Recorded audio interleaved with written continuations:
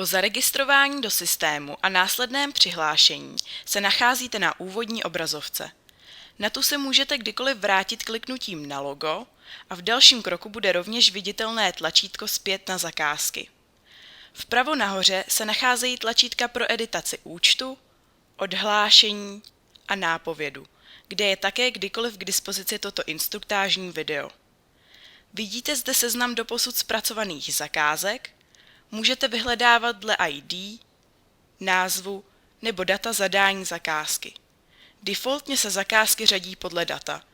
Naposledy uložená se zobrazuje nahoře. Novou zakázku můžete vytvořit dvěma způsoby. Kliknutím na tlačítko Nová zakázka začnete navrhovat nový rozdělovač od samého začátku. Druhou možností je použít jako předlohu již hotovou zakázku a tu následně upravit. Nyní se budeme věnovat zcela nové zakázce. Klikněte proto na Nová zakázka. Nejprve zadejte název zakázky. Toto pole je povinné a bez jeho vyplnění nebude možné zakázku uložit. ID je určeno pro vaše interní označení zakázky. Toto pole není povinné. A pojďme již k samotnému návrhu. Nejdříve vyberte typ navrhovaného rozdělovače. Zda chcete navrhnout sdružený RS kombi nebo klasický trubkový rozdělovač. V této ukázce se budeme věnovat dvoukomorovému rozdělovači se sběračem, obecně známý pod názvem RS kombi. Postup pro klasický trubkový, tedy jednokomorový rozdělovač, je obdobný. Zvolte si velikost modulu dle přenášeného tepelného výkonu. Pokud si nejste jisti určením správné velikosti modulu, použijte tabulku v nápovědě nebo v katalogu. V některých případech, pokud jsou zadávána větší výstupní hrdla, než je možné pro daný modul, je potřeba použít modul větší, než by bylo nutné s ohledem na přenášený výkon. Hodnota vzdálenost posledního hrdla od pravého okraje je nastavena na 300. Tuto hodnotu změníte až v samém závěru návrhu, kdy bude představovat vzdálenost mezi osou posledního hrdla vpravo a pravým koncem rozdělovače. Stiskem OK se začne vykreslovat návrh. Začněte zadáváním hrdel. Závitová hrdla jsou uvedena ve světlostech potrubí od DN10 do DN100, přičemž je hlídána maximální dimenze hrdla pro vybranou velikost modulu. Výška hrdla je standardně nastavena na 150 mm, můžete ji změnit, ale minimální výška musí být vždy alespoň 100 mm.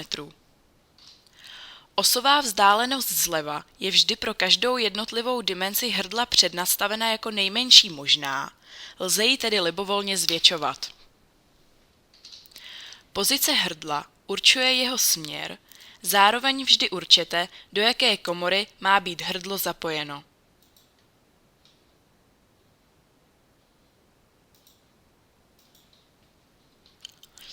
Přírubová hrdla jsou uvedena ve světlostech potrubí od DN15 do DN300. Stejně jako u závitových je hlídána maximální dimenze hrdla pro vybranou velikost modulu. Kombinované rozdělovače mají možnost volby hrdel PN6 nebo PN16, trubkové potom navíc ještě PN40. Nejedná se však o jmenovitý tlak rozdělovače, ale pouze o jmenovitý tlak přírub, v závislosti na následně osazovaných armaturách a jejich PN. V průběhu návrhu můžete kdykoliv použít tlačítka plus a minus zoomu a také pohybovat návrhem po ploše. Můžete také zadat úhel v intervalu 90 až 180 stupňů. Jeho vzdálenost od předchozího hrdla zleva je minimálně 1,5 násobkem velikosti modulu. Nabídnutá vzdálenost od levého kraje je součtem této hodnoty a všech ostatních roztečí zleva. Je možné ji samozřejmě zvětšit.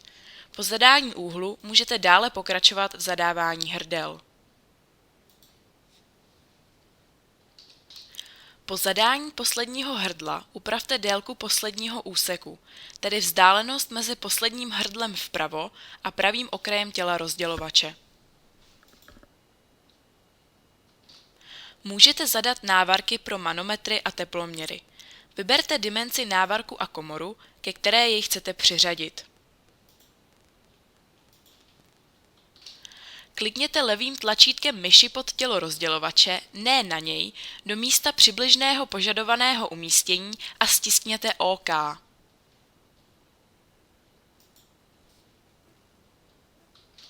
Návarek se zobrazí, můžete dále korigovat jeho umístění. Stejným způsobem pokračujete v zadání ostatních návarků.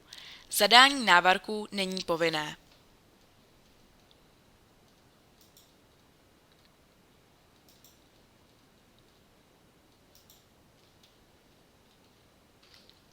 Dále můžete zadat hrdla pro vypouštění. Vyberte jejich požadovanou dimenzi a komoru, ke které je chcete přiřadit.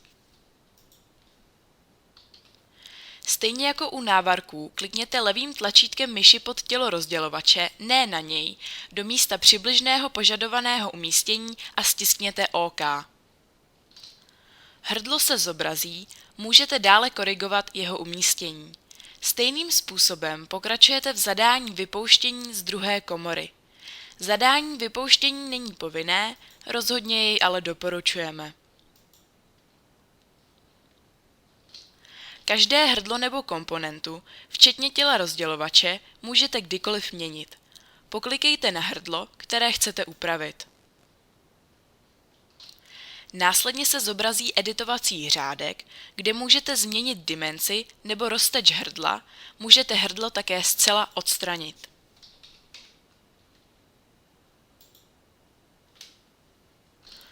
Nakonec můžete zadat stavitelné stojany nebo konzole v požadovaném počtu a na úplný závěr potvrdit volbu, zda požadujete originální tepelnou izolaci.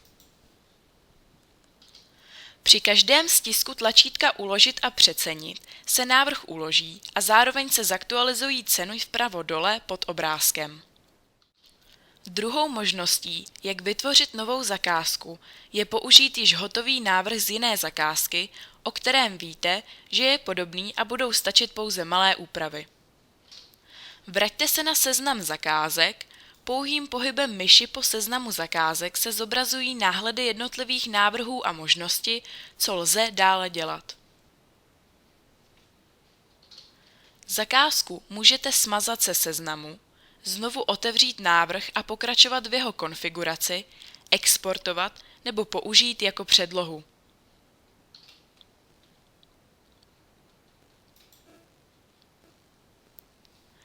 Nejprve si takto vytvářenou zakázku uložte pod novým názvem s novým ID. Nyní můžete pokračovat v konfiguraci návrhu jako u zcela nové zakázky, měnit, odebírat či přidávat hrdla a ostatní komponenty.